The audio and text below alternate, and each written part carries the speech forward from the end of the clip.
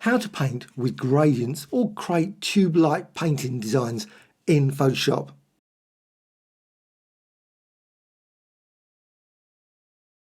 The key tool, Mixer Brush Tool. So Mixer Brush Tool, then go up here and set the brush. You can also use the brushes panel and set it to 190 or any size and hard round, one of the default brushes. With that, go here to the brush settings and set the spacing to 1%. You can find all these panels in Window, Brush and Brush Settings. Go with Dry Heavy Load. There's a number of other options, but that's the one I'm using.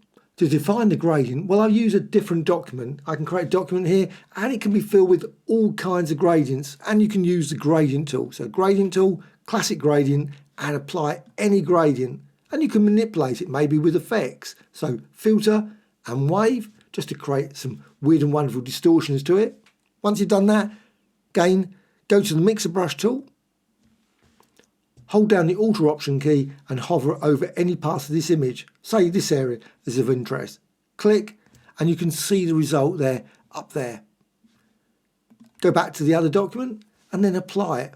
And you can use a mouse or art pad and pen and then create all kinds of amazing designs very quickly with any part of that gradient. So if you want to change your mind, hold down the Alt Option key and select a different area, and again, go back to that document and apply it again. Now you've got a blue and purple design instead.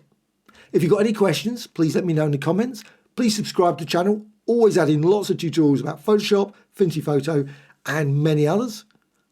A like or dislike, always appreciated. Bye.